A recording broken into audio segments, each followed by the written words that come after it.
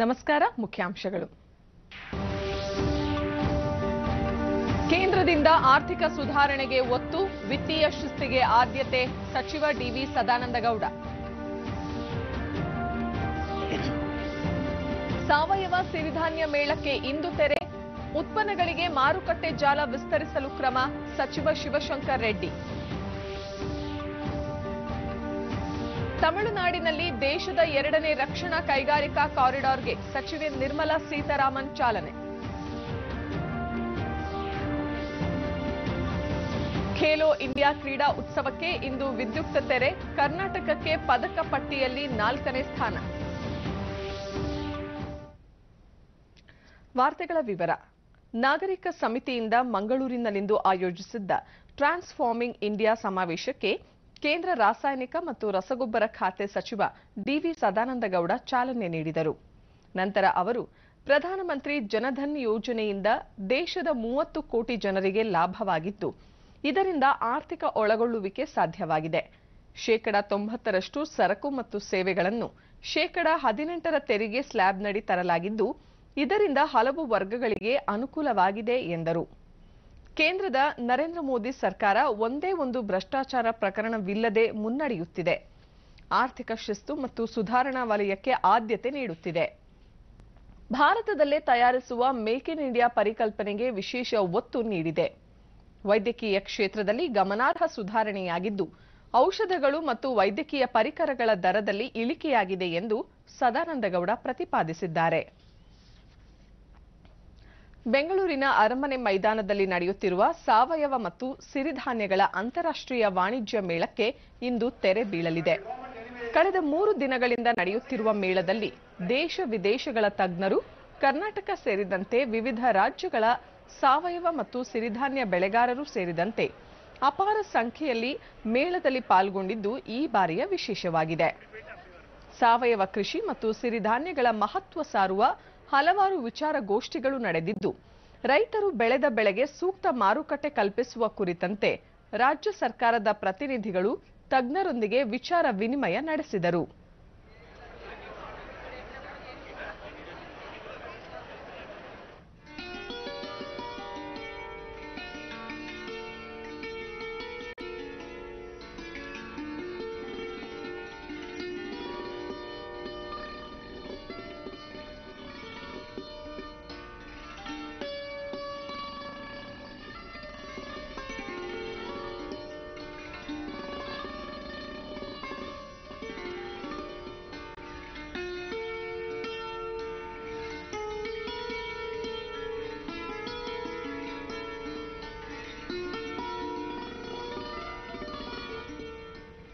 ನಿನ್ನೆ ಕೃಷಿ ಸಚಿವ ಎನ್ಎಚ್ ಶಿವಶಂಕರ ರೆಡ್ಡಿ ಅವರು ಅಗ್ರಿ ಡೈರಿ 2019 ಬಿಡುಗಡೆ ಮಾಡಿದರು.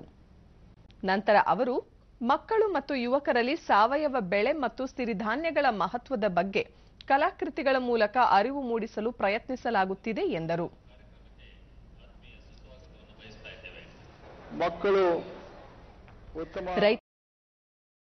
ಹಾಗೆಯೇ ವ್ಯಾಪಾರಿಗಳು ಸಹ ಸಿರಿಧಾನ್ಯಕ್ಕೆ ಸೂಕ್ತ ಮಾರುಕಟ್ಟೆ ಮತ್ತು ಯೋಗ್ಯ ಬೆಲೆ ನೀಡಬೇಕು ಎಂದು ಸಲಹೆ ನೀಡಿದರು. ಇವತ್ತು ಮೆಚ್ಚುಗೆಗೆ ಪಾತ್ರರಾಗಿದ್ದಾರೆ. ನಮ್ಮ ಉದ್ದೇಶ ಮಕ್ಕಳಲ್ಲಿ ಮತ್ತು ಯುವಕರಲ್ಲಿ ಈ ಒಂದು ಸಾವಯವ ಸಿರಿಧಾನ್ಯಗಳ ಬಳಕೆಯನ್ನ ಕೂಡ ಅವರಿಗೆ ಜಾಗೃತಿಯನ್ನು ಮೂಡಿಸುವ ದೃಷ್ಟಿಯಿಂದ ಈ ಚಿತ್ರಕಲೆ ಪ್ರದರ್ಶನವನ್ನ ಇಲಾಖೆಯವರು ಏರ್ಪಾಡು ಮಾಡಿದರು. ಹಾಗಾಗಿ ಇವತ್ತು ನಮ್ಮ ಮೂಲ ಉದ್ದೇಶ ಏನು, ರೈತರಿಗೆ ಒಂದು ಕಡೆ ಇದರಿಂದ ಹೆಚ್ಚು ಉತ್ತೇಜನ ಸಿಗಬೇಕು, ಗ್ರಾಹಕರಲ್ಲೂ ಕೂಡ ಹೆಚ್ಚು ಜಾಗೃತಿಯನ್ನ ಮೂಡಿಸಬೇಕು ಮತ್ತು ವ್ಯಾಪಾರಸ್ಥರಿಗೆ, ಖರೀದಿದಾರರಿಗೆ ಕೂಡ ಇದೊಂದು ವೇದಿಕೆಯನ್ನು ನಿರ್ಮಿಸಬೇಕು ಅಂತೇಳಿ ಈ ದೃಷ್ಟಿಯಿಂದ ಈ ಕಾರ್ಯಕ್ರಮವನ್ನು 3 ದಿವಸಗಳ ಕಾಲ ಮತ್ತು ನಾಳೆ ಕೂಡ ಬಹುಶಃ ಅತಿ ಹೆಚ್ಚಿನ ಸಂಖ್ಯೆಯಲ್ಲಿ ಈ ಒಂದು ಮೇಳದಲ್ಲಿ ಸಾರ್ವಜನಿಕರು, ರೈತರು, ಗ್ರಾಹಕರು ಕೂಡ ಭಾಗವಹಿಸ್ತಾರೆ ಅಂತೇಳಿ ನಾವು ನಿರೀಕ್ಷೆ ಮಾಡಿದ್ದೇವೆ. ರಕ್ಷಣಾ ಸಚಿವೆ ನಿರ್ಮಲಾ ಸೀತಾರಾಮನ್ ಇಂದು ವಿದ್ಯುಕ್ತವಾಗಿ ತಮಿಳುನಾಡು ರಕ್ಷಣಾ ಕೈಗಾರಿಕಾ ಕಾರಿಡಾರ್ ಅನ್ನು ದೇಶಕ್ಕೆ ಸಮರ್ಪಿಸಿದ್ದಾರೆ. ಈ ಸಂದರ್ಭದಲ್ಲಿ ಅವರು ರಕ್ಷಣಾ ವಲಯಕ್ಕೆ ಸಂಬಂಧಿಸಿದ 3 ಪ್ರಮುಖ ತಿಳುವಳಿಕೆ ಪತ್ರಕ್ಕೆ ಸಹಿ ಹಾಕಲಿದ್ದಾರೆ. ಬಳಿಕ ಸೀತಾರಾಮನ್ ಅವರು ತಿರುಚಿಯಲ್ಲಿ ವಿಡಿಯೋ ಕಾನ್ಫರೆನ್ಸ್ ಮೂಲಕ ಕೊಯಮತ್ತೂರು ರಕ್ಷಣಾ ಅನ್ವೇಷಣಾ ಕೇಂದ್ರ ಉದ್ಘಾಟಿಸಲಿದ್ದಾರೆ. ಉತ್ತರ ಪ್ರದೇಶದ ಅಲಿಘರ್ನಲ್ಲಿ ಕಳೆದ ಆಗಸ್ಟ್ನಲ್ಲಿ ದೇಶದ ಮೊದಲ ರಕ್ಷಣಾ ಕೈಗಾರಿಕಾ ಕಾರಿಡಾರ್ ಕಾರ್ಯಾರಂಭ ಮಾಡಿದ್ದು, ತಮಿಳುನಾಡು ರಕ್ಷಣಾ ಕೈಗಾರಿಕಾ ಕಾರಿಡಾರ್ 2ನೇ ಯೋಜನೆಯಾಗಿದೆ. ರಕ್ಷಣಾ ಉತ್ಪನ್ನಗಳನ್ನು ದೇಶೀಯವಾಗಿ ಉತ್ಪಾದಿಸುವ ಕೇಂದ್ರ ಸರ್ಕಾರದ ಮಹತ್ವಾಕಾಂಕ್ಷಿ ಯೋಜನೆಗೆ ಅನುಗುಣವಾಗಿ ಈ ಕಾರಿಡಾರ್ ಸ್ಥಾಪಿಸಲಾಗಿದೆ. ತಮಿಳುನಾಡು ರಕ್ಷಣಾ ಕಾರಿಡಾರ್ ಯೋಜನೆ ತಿರುಚಿ, ಸೇಲಂ, ಹೊಸೂರು, ಕೋವೈ, ಮಧುರೈ ಮತ್ತು ಚೆನ್ನೈಗೆ ಸಂಪರ್ಕ ಕಲ್ಪಿಸಿದೆ. ಮುಂದಿನ 7-8 ವರ್ಷಗಳಲ್ಲಿ ಭಾರತ $5,000 ಕೋಟಿ ಮೊತ್ತದ ಆರ್ಥಿಕ ವ್ಯವಸ್ಥೆಯ ರಾಷ್ಟ್ರವಾಗಿ ಹೊರಹೊಮ್ಮಲಿದೆ ಎಂದು ಕೇಂದ್ರ ವಾಣಿಜ್ಯ ಮತ್ತು ನಾಗರಿಕ ವಿಮಾನಯಾನ ಸಚಿವ ಸುರೇಶ್ ಪ್ರಭು ಹೇಳಿದ್ದಾರೆ. ಗುಜರಾತ್ನ ಗಾಂಧಿನಗರದಲ್ಲಿ ನಿನ್ನೆ ವೈಬ್ರೆಂಟ್ ಗುಜರಾತ್ ಜಾಗತಿಕ ಶೃಂಗಸಭೆಯಲ್ಲಿ ಮಾತನಾಡಿದ ಅವರು, ಆರ್ಥಿಕ ವ್ಯವಸ್ಥೆಯನ್ನು ಸದೃಢಗೊಳಿಸಲು ಇಲಾಖೆ, ಉತ್ಪಾದನೆ, ಸೇವಾ ವಲಯ ಮತ್ತು ಕೃಷಿ ಕ್ಷೇತ್ರದ ಅಭ್ಯುದಯಕ್ಕೆ ನೀಲನಕ್ಷೆ ಸಿದ್ಧಪಡಿಸಿದೆ ಎಂದರು. ಆಫ್ರಿಕಾ ಮತ್ತು ಲ್ಯಾಟಿನ್ ಅಮೆರಿಕ ರಾಷ್ಟ್ರಗಳಿಗೆ ರಫ್ತು ಪ್ರಮಾಣವನ್ನು ಹೆಚ್ಚಿಸಲು ಅವಕಾಶವಿದ್ದು, ಇದಕ್ಕಾಗಿ ಭವಿಷ್ಯದಲ್ಲಿ $65 ಶತಕೋಟಿ ಹೂಡಿಕೆಯಲ್ಲಿ 100 ಹೊಸ ವಿಮಾನ ನಿಲ್ದಾಣಗಳು ನಿರ್ಮಾಣಗೊಳ್ಳಲಿವೆ ಎಂದರು. ರಾಜ್ಯದ ಮೈತ್ರಿ ಸರ್ಕಾರವನ್ನು ಅತಂತ್ರಗೊಳಿಸುವಲ್ಲಿ ಬಿಜೆಪಿ ನಾಯಕರು ಸಫಲರಾಗುವುದಿಲ್ಲ ಎಂದು ಕೆಪಿಸಿಸಿ ಅಧ್ಯಕ್ಷ ದಿನೇಶ್ ಗುಂಡೂರಾವ್ ಹೇಳಿದ್ದಾರೆ. ಬಿಡದಿ ಬಳಿಯ ಈಗಲ್ಟನ್ ರೆಸಾರ್ಟ್ನಲ್ಲಿ ಕಾಂಗ್ರೆಸ್ ಶಾಸಕಾಂಗ ಸಭೆಯ ನಂತರ ಮಾತನಾಡಿದ ಅವರು, ರಾಜ್ಯದಲ್ಲಿ ಕಾಂಗ್ರೆಸ್ ವ್ಯವಹಾರ ನೋಡಿಕೊಳ್ಳುವ ಕೆಸಿ ವೇಣುಗೋಪಾಲ್ ಇಂದು ನಗರಕ್ಕೆ ಆಗಮಿಸುತ್ತಿದ್ದು, ಸರ್ಕಾರ ರಕ್ಷಣೆ ಮತ್ತು ಶಾಸಕರು ಪಕ್ಷಾಂತರ ಮಾಡದಂತೆ ನೋಡಿಕೊಳ್ಳಲು ಅಗತ್ಯ ಕಾರ್ಯತಂತ್ರ ರೂಪಿಸಲಾಗುವುದು ಎಂದರು. ಈ ಮಧ್ಯೆ ಇತ್ತೀಚಿನ ರಾಜಕೀಯ ಬೆಳವಣಿಗೆಗಳ ಹಿನ್ನೆಲೆಯಲ್ಲಿ ಬೆಂಗಳೂರಿನಲ್ಲಿ ಶುಕ್ರವಾರ ನಡೆದ ಕಾಂಗ್ರೆಸ್ ಶಾಸಕಾಂಗ ಪಕ್ಷದ ಸಭೆಗೆ ಗೈರು ಹಾಜರಾದ ಶಾಸಕರಿಗೆ ಶೋಕಾಸ್ ನೋಟಿಸ್ ನೀಡಲಾಗಿದೆ. ಶಾಸಕಾಂಗ ಪಕ್ಷದ ನಾಯಕ ಸಿದ್ದರಾಮಯ್ಯ ನೋಟಿಸ್ ನೀಡಿದ್ದು, ತಾವು ಕಾಂಗ್ರೆಸ್ ತೊರೆದು ಬಿಜೆಪಿ ಸೇರುತ್ತೀರೆಂದು, ಆ ಹಿನ್ನೆಲೆಯಲ್ಲಿ ಮತ್ತು ರಾಷ್ಟ್ರ ನಾಯಕರನ್ನು ಬೆಂಗಳೂರು, ದೆಹಲಿ, ಮುಂಬೈ ಮುಂತಾದ ಪ್ರದೇಶಗಳಲ್ಲಿ ಭೇಟಿಯಾಗಿರುವುದಾಗಿ ಮಾಧ್ಯಮಗಳಲ್ಲಿ ವರದಿಯಾಗುತ್ತಿದೆ. ಈ ವರದಿಗಳನ್ನು ತಾವು ಈವರೆಗೆ ನಿರಾಕರಿಸಿಲ್ಲ ಏಕೆ ಎಂದು ಪ್ರಶ್ನಿಸಿದ್ದಾರೆ. ಜನಾದೇಶ ಧಿಕ್ಕರಿಸಿ ಸ್ವಲಾಭಕ್ಕಾಗಿ ಕಾಂಗ್ರೆಸ್ ಹಿತ ಕಡೆಗಣಿಸಿದ್ದೀರಿ.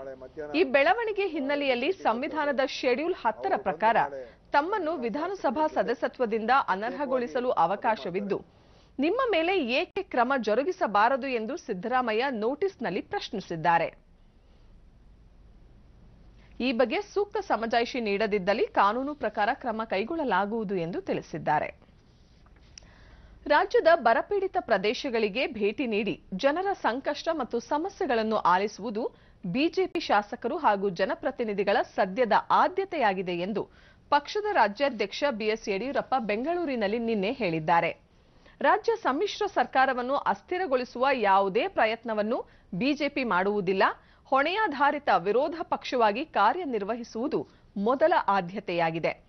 ಈ ಬಗ್ಗೆ ಸಮ್ಮಿಶ್ರ ಸರ್ಕಾರದ ಪಾಲುದಾರ ಪಕ್ಷಗಳಿಗೆ ಯಾವುದೇ ಆತಂಕ ಬೇಡ ಎಂದಿದ್ದಾರೆ.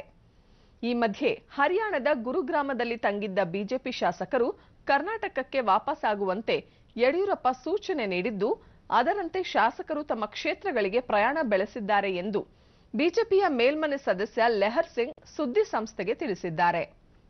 ಯಡಿಯೂರಪ್ಪ ಅವರ ನೇತೃತ್ವದ ಬಿಜೆಪಿ ಮುಖಂಡರ ತಂಡ ಜನವರಿ 21, 22ರಂದು ಕೋಲಾರ, ಚಿಕ್ಕಬಳ್ಳಾಪುರ, ಚಾಮರಾಜನಗರ ಮತ್ತು ಮೈಸೂರು ಜಿಲ್ಲೆಗಳ ಬರಪೀಡಿತ ಪ್ರದೇಶಗಳಿಗೆ ಅಧ್ಯಯನ ಪ್ರವಾಸ ಕೈಗೊಳ್ಳಲಿದೆ ಎಂದು ಬಿಜೆಪಿ ಪ್ರಕಟಣೆ ತಿಳಿಸಿದೆ. ಶ್ರೀ ಜಲರಾಮ ಸೇವಾ ಟ್ರಸ್ಟ್ನಿಂದ ಬೆಂಗಳೂರಿನಲ್ಲಿ ನಿನ್ನೆ ಹಾಸ್ಯ ಮತ್ತು ಸಾಂಸ್ಕೃತಿಕ ಕಾರ್ಯಕ್ರಮ ಹಮ್ಮಿಕೊಳ್ಳಲಾಗಿತ್ತು.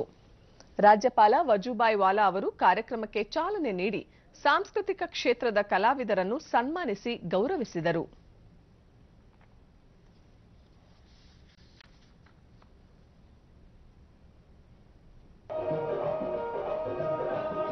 ವಿವಿಧ ಕಲಾವಿದರು ಹಾಸ್ಯ ಹಾಗೂ ಸಂಗೀತ ಕಾರ್ಯಕ್ರಮಗಳನ್ನು ಪ್ರದರ್ಶಿಸಿದರು.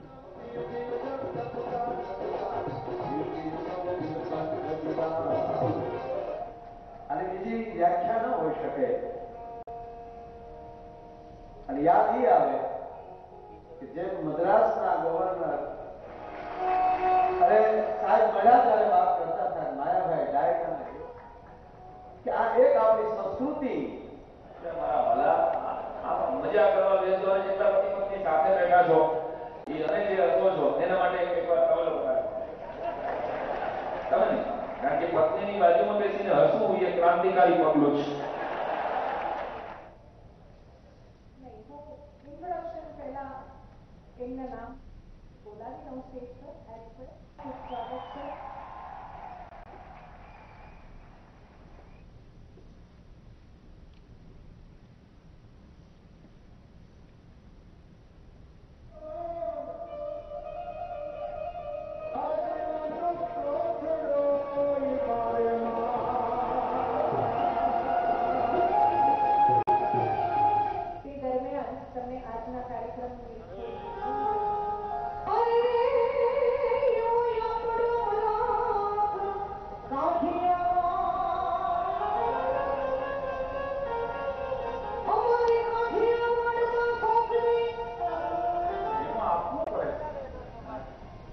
संस्कार में आता है पेटी लाके जो संस्कार में जाता है पेटी उड़ा.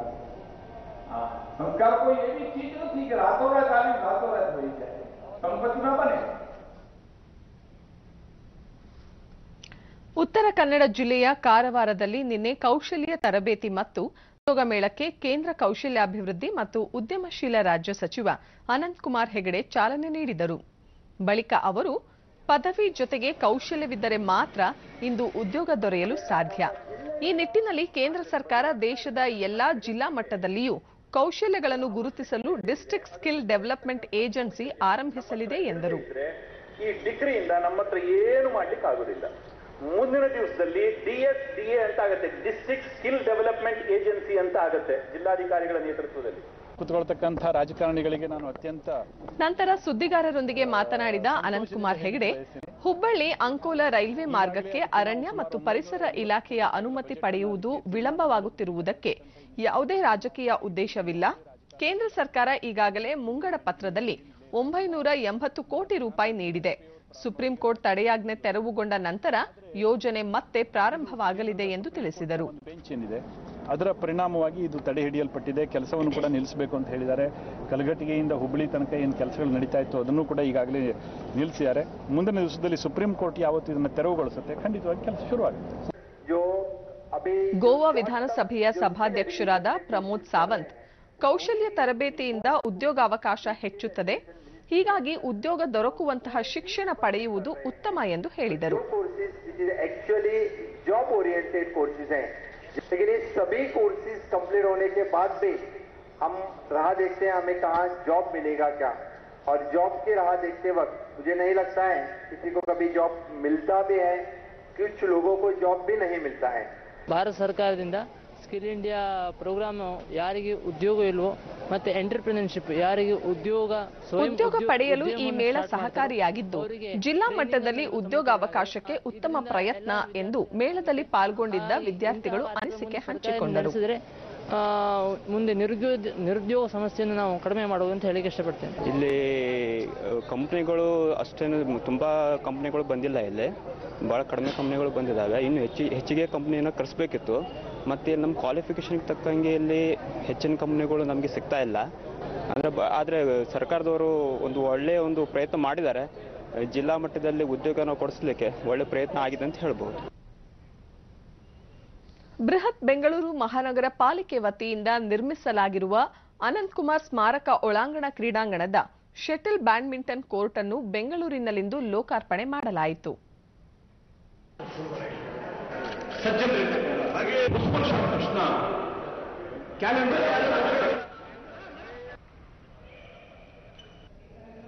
ಕಾರ್ಯಕ್ರಮದಲ್ಲಿ ಬಿಬಿಎಂಪಿ ಮೇಯರ್ ಗಂಗಾಂಬಿಕೆ ಮಲ್ಲಿಕಾರ್ಜುನ್, ಶಾಸಕ ರವಿ ಸುಬ್ರಹ್ಮಣ್ಯ, ಬಿಬಿಎಂಪಿ ಮಾಜಿ ಮಹಾಪೌರ ಬಿಎಸ್ ಸತ್ಯನಾರಾಯಣ, ಅದಮ್ಯ ಚೇತನ ಸೇವಾ ಸಂಸ್ಥೆ ಅಧ್ಯಕ್ಷೆ ತೇಜಸ್ವಿನಿ ಅನಂತಕುಮಾರ್ ಮತ್ತಿತರರು ಉಪಸ್ಥಿತರಿದ್ದರು.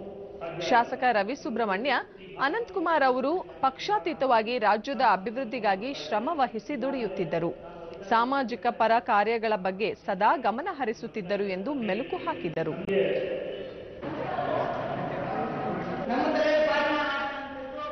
ತೇಜಸ್ವಿನಿ ಅವರು ಮಾತನಾಡಿ, ಅನಂತಕುಮಾರ್ ಅವರು ಕ್ರೀಡೆಗಳ ಬಗ್ಗೆ ಅಪಾರ ಆಸಕ್ತಿ ಹೊಂದಿದ್ದರು ಎಂದು ಸ್ಮರಿಸಿದರು.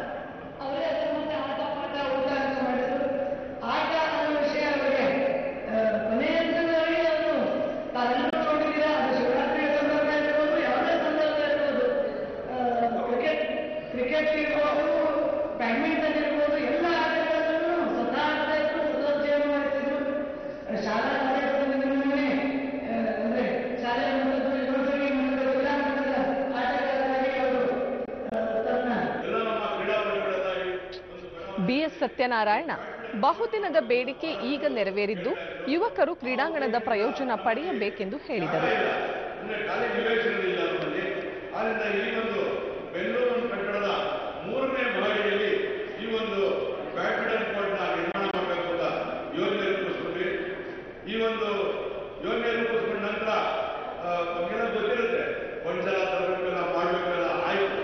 ಅದು ಒಂದು ಇವತ್ತು ಆಸೆ ಪೀಡೆ ಇದೆ ಅಂತ ನಾನು ಹೇಳಕ್ಕೆ ಇಷ್ಟಪಡ್ತೀನಿ. ಈ ಒಂದು ಭಾಗದ ಎಲ್ಲ ನಮ್ಮ ಕ್ರೀಡಾಪಟುಗಳಿಗೂ ಒಂದು ಶಟಲ್ ಬ್ಯಾಡ್ಮಿಂಟನ್ ಆಡೋದಕ್ಕೆ ಒಂದು ಉತ್ತಮವಾದಂತಹ ಒಂದು ಮೈದಾನ ಏರ್ಪಾಡು ಮಾಡಿದ್ವಿ.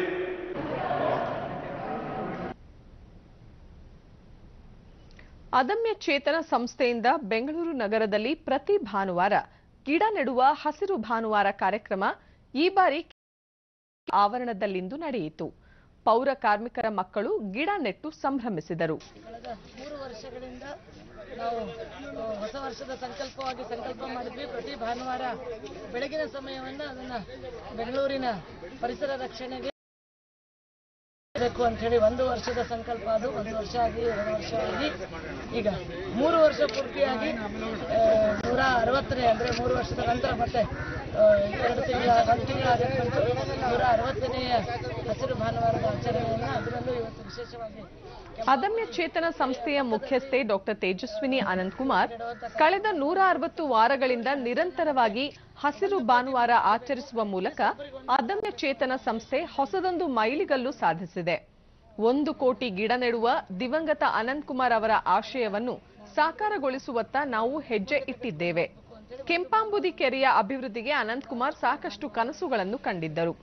ಜನಪ್ರತಿನಿಧಿಗಳ ಸಹಯೋಗದಲ್ಲಿ ಅಭಿವೃದ್ಧಿ ಕಾರ್ಯ ಆರಂಭಿಸಿದ್ದರು. ಈ ಪ್ರಯತ್ನದ ಫಲವಾಗಿ ಜನವರಿಯಲ್ಲೂ ಕೆರೆಯಲ್ಲಿ ನೀರು ಕಾಣುವಂತಾಗಿದೆ.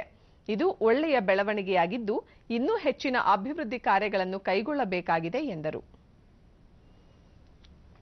ಭಾರತೀಯ ತೋಟಗಾರಿಕಾ ಸಂಶೋಧನಾ ಸಂಸ್ಥೆಯ ವಿಜ್ಞಾನಿಗಳು ಸಂಶೋಧನೆ ನಡೆಸಿ ತಯಾರಿಸಿರುವ ಬೀಜಗಳನ್ನು ಯಂತ್ರಗಳ ಮೂಲಕ ರೈತರು ಜನಸಾಮಾನ್ಯರಿಗೆ ತಲುಪಿಸಲು ಸಂಸ್ಥೆ ಕ್ರಮ ಕೈಗೊಂಡಿದೆ. ಈ ಕುರಿತು ಒಂದು ವರದಿ. ತಂಪು ಪಾನೀಯ ವಿತರಿಸುವ ವೆಂಡಿಂಗ್ ಮೆಷಿನ್ಗಳ ಮಾದರಿಯಲ್ಲಿ ಬೀಜ ಬ್ಯಾಂಕ್ ಸ್ಥಾಪಿಸಿ ಯಂತ್ರಗಳ ಮೂಲಕವೇ ಬೀಜಗಳನ್ನು ಮಾರಾಟ ಮಾಡಲು ಸಂಶೋಧನಾ ಸಂಸ್ಥೆ ಮುಂದಾಗಿದೆ.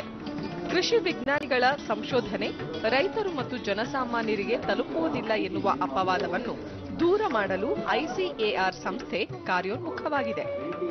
ಭಾರತೀಯ ತೋಟಗಾರಿಕಾ ಸಂಶೋಧನಾ ಸಂಸ್ಥೆ ಹಣ್ಣು, ಹೂವು, ತರಕಾರಿ ಸೇರಿದಂತೆ 36 ಬಗೆಯ ಬೀಜಗಳನ್ನು 24 ಪೊಟ್ಟಣಗಳಲ್ಲಿ ವೆಂಡಿಂಗ್ ಮಿಷನ್ಗಳ ಮೂಲಕ ವಿತರಣೆ ಮಾಡಲು ಸಿದ್ಧತೆ ಮಾಡಿಕೊಂಡಿದೆ. ಈ ಕುರಿತು ಬೆಂಗಳೂರಿನಲ್ಲಿ ಮಾಹಿತಿ ನೀಡಿದ ತೋಟಗಾರಿಕಾ ಸಂಶೋಧನಾ ಸಂಸ್ಥೆಯ ನಿರ್ದೇಶಕ ಡಾಕ್ಟರ್ ಎಂಆರ್ ದಿನೇಶ್, ಈ ತಿಂಗಳ 23ರಿಂದ 25ರವರೆಗೆ ಬೆಂಗಳೂರಿನ ಹೆಸರಘಟ್ಟದಲ್ಲಿರುವ ರಾಷ್ಟ್ರೀಯ ತೋಟಗಾರಿಕಾ ಸಂಶೋಧನಾ ಸಂಸ್ಥೆಯ ಆವರಣದಲ್ಲಿ ರಾಷ್ಟ್ರಮಟ್ಟದ ಬೃಹತ್ ತೋಟಗಾರಿಕಾ ಮೇಳ ಆಯೋಜಿಸಲಾಗಿದೆ. ಅಲ್ಲಿ ಇಂತಹ ಯಂತ್ರಗಳನ್ನು ಸಹ ಪ್ರದರ್ಶಿಸಲಾಗುವುದು ಎಂದರು. ಇದರಲ್ಲಿ ನಾನು ಇನ್ನೊಂದು ಏನು ಹೇಳಲಿಕ್ಕೆ ಇಷ್ಟಪಡ್ತೇನೆ ಅಂದ್ರೆ, ನಾವು ಪೆರಿ ಅರ್ಬನ್ ಹಾರ್ಟಿಕಲ್ಚರ್ ಅಂತ ನಾವು ಇತ್ತೀಚೆಗೆ ಏನು ಹಮ್ಮಿಕೊಂಡಿದ್ದೇವೆ, ವರ್ಟಿಕಲ್ ಫಾರ್ಮಿಂಗ್ ಮಾಡೆಲ್ಸ್. ಒಂದು ಕುಟುಂಬಕ್ಕೆ they can grow vegetables, they can grow medicinal plants, they can grow small time fruit plants. ಇದನ್ನ ಮಾಡುವಂತ ಕೆಲವು ಮಾಡೆಲ್ಸ್ ಅನ್ನ ಮಾಡಿದ್ದೇವೆ ನಾವು ಇವಾಗ. ಮೊದಲ ಹಂತದಲ್ಲಿ ಬೆಂಗಳೂರಿನ ಜನನಿಬಿಡ ಪ್ರದೇಶಗಳಲ್ಲಿ 10, ರಾಜ್ಯದ ಎಲ್ಲಾ ಜಿಲ್ಲಾ ಕೇಂದ್ರಗಳಲ್ಲಿ ತಲಾ 1-2 ಯಂತ್ರಗಳನ್ನು ಅಳವಡಿಸಿ ರೈತರು ಜನಸಾಮಾನ್ಯರಿಗೆ ಅಗತ್ಯವಾಗಿರುವ ಬೀಜಗಳನ್ನು ವಿತರಿಸಲಾಗುವುದು. ಪ್ರತಿಯೊಂದು ಬೀಜ ಪ್ಯಾಕೆಟ್ಗೆ 20 ರೂಪಾಯಿ ನಿಗದಿ ಮಾಡಿದ್ದು, ಹಣ ಹಾಕಿ ಯಂತ್ರದಲ್ಲಿ ತೋರಿಸುವ ಬೀಜಗಳ ಚಿತ್ರಗಳನ್ನು ಒತ್ತಿದರೆ ಬೀಜದ ಪ್ಯಾಕೆಟ್ ಯಂತ್ರದ ಬಳಿ ನಮ್ಮ ಸಂಸ್ಥೆಯ ಸಿಬ್ಬಂದಿ ಇರಲಿದ್ದು ಅಗತ್ಯ ಮಾರ್ಗದರ್ಶನ ಮಾಡಲಿದ್ದಾರೆ ಎಂದರು. ಯಾರು ಬೇಕಾದ್ರೂ ಅವರ ತಾರಸಿ ಕೃಷಿ ಅಂತ ನಾವು ಏನ್ ಹೇಳ್ತೇವೆ, ಟೆರೆಸ್ ಗಾರ್ಡನಿಂಗ್, ಆ ಟೆರೆಸ್ ಗಾರ್ಡನಿಂಗ್ ಅನ್ನ ಅತ್ಯಂತ ಸುಲಭವಾಗಿ ಮಾಡುವಂತ ಕೆಲವು ಮಾಡೆಲ್ಗಳನ್ನ ಡೆವಲಪ್ ಮಾಡಿದ್ದೇವೆ ನಾವು. ಅದನ್ನ ಯಾರು ಬೇಕಾದ್ರೂ ತಗೊಂಡೋಗಿ ಮಾಡಬಹುದು, ಸುಲಭವಾಗಿ ಸಸ್ಯಗಳನ್ನ ಬೆಳೆಯಬಹುದು. ಇದೇ ರೀತಿ ಸಂಸ್ಥೆ ಅಭಿವೃದ್ಧಿಪಡಿಸಿರುವ ತಳಿಗಳ ತಾಜಾ ತರಕಾರಿ, ಹಣ್ಣು, ಹೂವುಗಳನ್ನು ಮಾರಾಟ ಮಾಡಲು ಶೀತಲ ಗೃಹ ವ್ಯವಸ್ಥೆಯುಳ್ಳ ಸುಜಲ ವ್ಯಾನ್ಗಳನ್ನು ಸಹ ಪರಿಚಯಿಸಲಾಗುತ್ತಿದೆ. ಸೌರ ಫಲಕಗಳನ್ನೊಳಗೊಂಡ ವ್ಯಾನ್ನಲ್ಲಿ 8 ಡಿಗ್ರಿ ಸೆಲ್ಸಿಯಸ್ನಲ್ಲಿ ತರಕಾರಿಗಳನ್ನು ಇಡಬಹುದಾಗಿದೆ. ಇಂತಹ 23 ವ್ಯಾನ್ಗಳನ್ನು ತರಕಾರಿ ಮಾರಾಟಕ್ಕೆ ಸಜ್ಜುಗೊಳಿಸಲಾಗಿದೆ. ಹಾಪ್ಕಾಮ್ಸ್ನ ಸಹಯೋಗದೊಂದಿಗೆ ತರಕಾರಿ ಮಾರಾಟ ನಡೆಯಲಿದೆ. ಅತಿಯಾದ ಮಳೆ ಮತ್ತು ಪ್ರಕೃತಿ ವಿಕೋಪದಿಂದ ಈರುಳ್ಳಿ ಮತ್ತು ಟೊಮ್ಯಾಟೊ ಬೆಳೆ ಹಾಳಾಗುತ್ತಿರುವುದನ್ನು ಮನಗಂಡು ಈರುಳ್ಳಿ ಮತ್ತು ಟೊಮ್ಯಾಟೊ ಪೇಸ್ಟ್ ತಯಾರಿಸುವ ತಂತ್ರಜ್ಞಾನ ಅಭಿವೃದ್ಧಿಪಡಿಸಲಾಗಿದೆ. ಇಂತಹ ಪೇಸ್ಟ್ ಅನ್ನು 1 ವರ್ಷ ಕೆಡದಂತೆ ಇಡಬಹುದಾಗಿದೆ. ಈ ತಂತ್ರಜ್ಞಾನವನ್ನು ರೈತರಿಗೆ ವರ್ಗಾಯಿಸಲು ತರಬೇತಿ ನೀಡಲಾಗುವುದು ಎಂದು ನಿರ್ದೇಶಕ ಡಾಕ್ಟರ್ ಎಂಆರ್ ದಿನೇಶ್ ಹೇಳಿದರು. ಹಣ್ಣಿನ ವೈವಿಧ್ಯತೆ ಏನಿದೆ ಅದು ಸಾಕಷ್ಟಿದೆ. ಪ್ರಪಂಚದಲ್ಲಿ ಭಾರತ ಹಣ್ಣಿನ ವೈವಿಧ್ಯತೆಯನ್ನ ಇರುವಂತ ಒಂದು ಮಹಾನ್ ದೇಶ. ದಕ್ಷಿಣ ಭಾರತದ ಕುಂಭಮೇಳ ಎಂದೇ ಖ್ಯಾತಿ ಪಡೆದಿರುವ ಕೊಪ್ಪಳದ ಗವಿಸಿದ್ದೇಶ್ವರ ಜಾತ್ರೆಗೆ ಈ ವರ್ಷ ಹೊಸದಾಗಿ ತೆಪ್ಪೋತ್ಸವವು ನಿನ್ನೆ ಸೇರ್ಪಡೆಯಾಗಿದೆ. ಇದೇ ಮೊದಲ ಬಾರಿಗೆ ಆರಂಭಗೊಂಡಿರುವ ತೆಪ್ಪೋತ್ಸವದ ಸೊಬಗನ್ನು ಕಣ್ತುಂಬಿಕೊಳ್ಳಲು ಸಹಸ್ರ ಸಂಖ್ಯೆಯಲ್ಲಿ ಭಕ್ತರು ಜಾತ್ರೆಗೆ ಆಗಮಿಸಿದ್ದರು.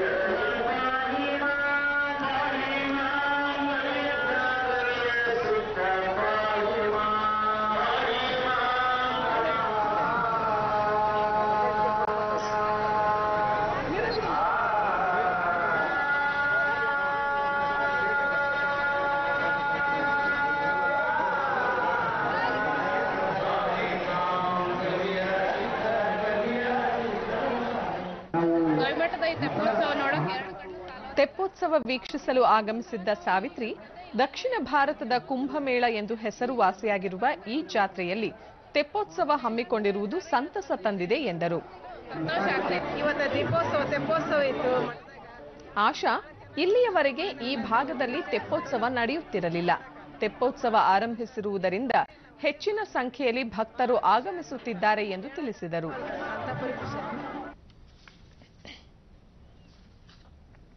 ಇಂಧನ ಮಿತವ್ಯಯ ಹಾಗೂ ಆರೋಗ್ಯ ರಕ್ಷಣೆ ಉದ್ದೇಶದಿಂದ ಬೆಂಗಳೂರಿನಲ್ಲಿಂದು ಸೈಕಲ್ ದಿನ ಆಚರಿಸಲಾಗಿದೆ. ರಾಜ್ಯದ ಮುಖ್ಯ ಕಾರ್ಯದರ್ಶಿ ಟಿಎಂ ವಿಜಯ್ ಭಾಸ್ಕರ್ ಪರಿಸರ ಮತ್ತು ಇಂಧನ ಸಂರಕ್ಷಣೆ ಕುರಿತು ಪ್ರತಿಜ್ಞೆ ಬೋಧಿಸಿದರು.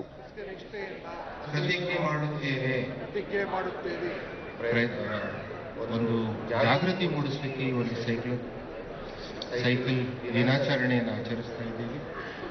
ನಾವು ಹೆಚ್ಚಿನ ಒಂದು ಅವಧಿಗೆ ನಮ್ಮಲ್ಲಿ ಪೆಟ್ರೋಲಿಯಂ, ನಿಮಗೆಲ್ಲ ಗೊತ್ತಿದೆ, 80% ಪೆಟ್ರೋಲಿಯಂ ನಾವು ಹೊರದೇಶದಿಂದ ಆಮದು ಮಾಡ್ತೀವಿ. ನಂತರ ಅವರು ಜಗತ್ತಿನಲ್ಲಿ 80% ಇಂಧನ ಬಳಕೆಯಾಗುತ್ತಿದ್ದು ಭವಿಷ್ಯದಲ್ಲಿ ಅಮೂಲ್ಯ ಇಂಧನ ಸಂರಕ್ಷಣೆ ಉದ್ದೇಶದಿಂದ ಸೈಕಲ್ ಬಳಕೆ ಹೆಚ್ಚಾಗಬೇಕು.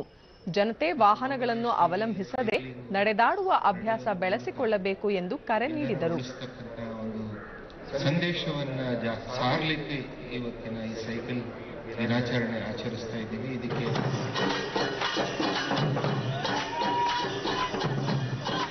ಸೈಕಲ್ ಜಾಥಾದಲ್ಲಿ ಮಕ್ಕಳು ಸೇರಿದಂತೆ ಎಲ್ಲಾ ವಯೋಮಾನದವರು ಉತ್ಸಾಹದಿಂದ ಪಾಲ್ಗೊಂಡಿದ್ದರು.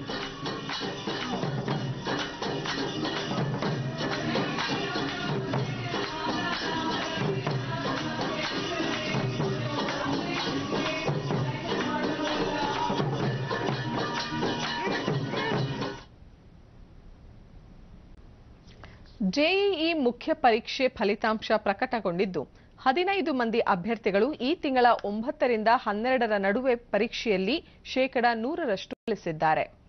ಇದೇ ಮೊದಲ ಬಾರಿಗೆ ರಾಷ್ಟ್ರೀಯ ಪರೀಕ್ಷಾ ಸಂಸ್ಥೆ ಎನ್ಟಿಎ ಸಿಬಿಎಸ್ಇಗೆ ಬದಲಾಗಿ ಪರೀಕ್ಷೆಯನ್ನು ಆಯೋಜಿಸಿತ್ತು. 8,74,000 ಅಭ್ಯರ್ಥಿಗಳು ಪರೀಕ್ಷೆಗೆ ಹಾಜರಾಗಿದ್ದರು. ಈ ಬಾರಿಯ ಪರೀಕ್ಷೆಯಲ್ಲಿ ಉತ್ತೀರ್ಣರಾಗದ ಅಭ್ಯರ್ಥಿಗಳು ಏಪ್ರಿಲ್ನಲ್ಲಿ ನಡೆಯುವ ಪರೀಕ್ಷೆಗೆ ಮತ್ತೊಮ್ಮೆ ಕೂರಬಹುದಾಗಿದೆ. ಏಪ್ರಿಲ್ 6 ರಿಂದ 20ರ ನಡುವೆ ಪರೀಕ್ಷೆ ನಡೆಸಲಾಗುವುದು. ಪರೀಕ್ಷಾ ಅರ್ಜಿಗಳು ಫೆಬ್ರವರಿ 8 ರಿಂದ ಲಭ್ಯವಾಗಲಿವೆ.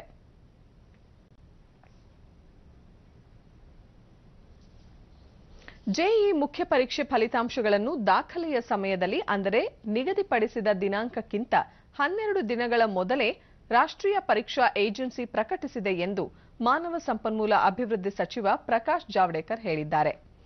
ರಾಷ್ಟ್ರೀಯ ಪರೀಕ್ಷಾ ಸಂಸ್ಥೆ ಅತ್ಯಾಧುನಿಕ ತಂತ್ರಜ್ಞಾನ ಬಳಕೆ ಹಾಗೂ ಪರಿಶ್ರಮದಿಂದಾಗಿ ಫಲಿತಾಂಶ ತ್ವರಿತವಾಗಿ ಪ್ರಕಟಗೊಳ್ಳುವಂತೆ ಮಾಡಿದೆ ಎಂದು ಮೆಚ್ಚುಗೆ ವ್ಯಕ್ತಪಡಿಸಿದ್ದಾರೆ. ಮೆಕ್ಸಿಕೋದಲ್ಲಿ ನಿನ್ನೆ ಅನಿಲ ಪೈಪ್ಲೈನ್ ಸೋರಿಕೆಯಿಂದ ಉಂಟಾದ ಬೆಂಕಿ ಅನಾಹುತದಲ್ಲಿ ಇಲ್ಲಿಯವರೆಗೂ 73 ಮಂದಿ ಮೃತಪಟ್ಟು 74 ಮಂದಿ ಗಾಯಗೊಂಡಿದ್ದಾರೆ. ಇಡಾಲ್ಗೋ ರಾಜ್ಯದಲ್ಲಿ ಸೋರಿಕೆಯಾಗುತ್ತಿದ್ದ ತೈಲ ಪೈಪ್ಲೈನ್ ದುರಸ್ತಿ ಮಾಡುತ್ತಿದ್ದ ವೇಳೆ 20 ಕಾರ್ಮಿಕರು ಬೆಂಕಿ ಅನಾಹುತದಿಂದ ಸುಟ್ಟು ಕರಕಲಾಗಿದ್ದಾರೆ ಎಂದು ಸ್ಥಳೀಯ ಅಧಿಕಾರಿಗಳು ತಿಳಿಸಿದ್ದಾರೆ. ಪೈಪ್ಲೈನ್ನಿಂದ ಕೆಲ ಸ್ಥಳೀಯರು ತೈಲವನ್ನು ಕಳವು ಮಾಡುತ್ತಿದ್ದ ಜಾಗದಲ್ಲಿ ಸೋರಿಕೆಯಾಗಿ ಈ ಅನಾಹುತ ಸಂಭವಿಸಿರಬಹುದು ಎಂದು ಅವರು ಹೇಳಿದ್ದಾರೆ. ಇಂದು ಖೇಲೋ ಇಂಡಿಯಾ ಯೂತ್ ಗೇಮ್ಸ್ಗೆ ತೆರೆ ಬೀಳಲಿದೆ. ಅಂತಿಮ ದಿನಕ್ಕೂ ಮುನ್ನ ಪದಕ ಪಟ್ಟಿಯಲ್ಲಿ ಆತಿಥೇಯ ಮಹಾರಾಷ್ಟ್ರ ಒಟ್ಟು 222 ಪದಕಗಳೊಂದಿಗೆ ಅಗ್ರಸ್ಥಾನದಲ್ಲಿದ್ದು, ಹರಿಯಾಣ 170 ಪದಕಗಳೊಂದಿಗೆ ಎರಡನೇ ಸ್ಥಾನದಲ್ಲಿದೆ. 30 ಸ್ವರ್ಣಗಳೊಂದಿಗೆ ಒಟ್ಟು 77 ಪದಕಗಳನ್ನು ಪಡೆದಿರುವ ಕರ್ನಾಟಕ 4ನೇ ಸ್ಥಾನದಲ್ಲಿದೆ.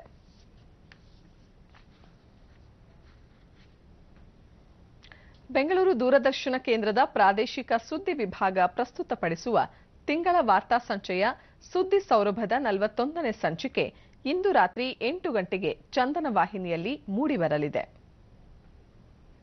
ಬೆಂಗಳೂರು ದೂರದರ್ಶನ ಕೇಂದ್ರದ ಪ್ರಾದೇಶಿಕ ಸುದ್ದಿ ವಿಭಾಗ ಪ್ರಸ್ತುತಪಡಿಸುವ ತಿಂಗಳ ವಾರ್ತಾ ಸಂಚಯ ಸುದ್ದಿ ಸೌರಭದ 41ನೇ ಸಂಚಿಕೆ ಉತ್ತರ ಕರ್ನಾಟಕದಲ್ಲಿ ಸಂಕ್ರಾಂತಿ ಸಂಭ್ರಮ. ಚರ್ಮವಾದ್ಯಗಳ ಸೃಷ್ಟಿಕರ್ತ ಹುಬ್ಬಳ್ಳಿಯ ಮಾರುತಿ ಪಗರಿಕಾರ. ಕೃಷಿಗಾಗಿ ಸುರಂಗ ಕೊರೆದ ಭೂಪತಿ ಮಹಾಲಿಂಗ ನಾಯ್ಕ ದೇಶಕ್ಕೆ ಮಾದರಿ.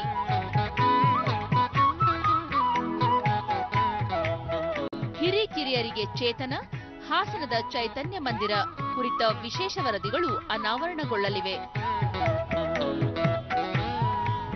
ಇದೇ ಜನವರಿ 20 ಭಾನುವಾರ ರಾತ್ರಿ 8 ಗಂಟೆಗೆ ಚಂದನ ವಾಹಿನಿಯಲ್ಲಿ ಮೂಡಿಬರಲಿದೆ. ಕೊನೆಯಲ್ಲಿ ಮತ್ತೊಮ್ಮೆ ಮುಖ್ಯಾಂಶಗಳು. ಕೇಂದ್ರದಿಂದ ಆರ್ಥಿಕ ಸುಧಾರಣೆಗೆ ಒತ್ತು, ವಿತ್ತೀಯ ಶಿಸ್ತಿಗೆ ಆದ್ಯತೆ, ಸಚಿವ ಡಿವಿ ಸದಾನಂದಗೌಡ. ಸಾವಯವ ಸಿರಿಧಾನ್ಯ ಮೇಳಕ್ಕೆ ಇಂದು ತೆರೆ, ಉತ್ಪನ್ನಗಳಿಗೆ ಮಾರುಕಟ್ಟೆ ಜಾಲ ವಿಸ್ತರಿಸಲು ಕ್ರಮ, ಸಚಿವ ಶಿವಶಂಕರ್ ರೆಡ್ಡಿ. ತಮಿಳುನಾಡಿನಲ್ಲಿ ದೇಶದ 2ನೇ ರಕ್ಷಣಾ ಕೈಗಾರಿಕಾ ಕಾರಿಡಾರ್ಗೆ ಸಚಿವೆ ನಿರ್ಮಲಾ ಸೀತಾರಾಮನ್ ಚಾಲನೆ. ಖೇಲೋ ಇಂಡಿಯಾ ಕ್ರೀಡಾ ಉತ್ಸವಕ್ಕೆ ಇಂದು ವಿದ್ಯುಕ್ತ ತೆರೆ, ಕರ್ನಾಟಕಕ್ಕೆ ಪದಕ ಪಟ್ಟಿಯಲ್ಲಿ 4ನೇ ಸ್ಥಾನ. ನಮ್ಮ ಮುಂದಿನ ವಾರ್ತಾ ಪ್ರಸಾರ ಸಂಜೆ 7 ಗಂಟೆಗೆ ಚಂದನದಲ್ಲಿ. ನಮಸ್ಕಾರ.